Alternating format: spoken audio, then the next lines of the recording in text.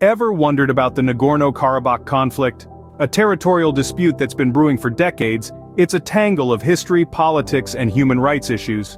Picture this: Nagorno-Karabakh, a region internationally recognized as part of Azerbaijan but controlled by Armenia-backed forces. The conflict. It's simple, yet complex. Both Armenia and Azerbaijan lay claim to this region, leading to violent clashes and political unrest. The world watches as leaders navigate the delicate balance of power and diplomacy. But what about the people? Ordinary lives disrupted, families torn apart, and communities living in fear.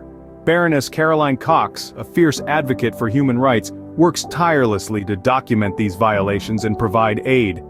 This is not just a territorial dispute, it's a testament to the resilience of the human spirit, the fight for justice, and the quest for peace. Remember, understanding the world starts with asking questions. So next time you hear about Nagorno-Karabakh, dig a little deeper.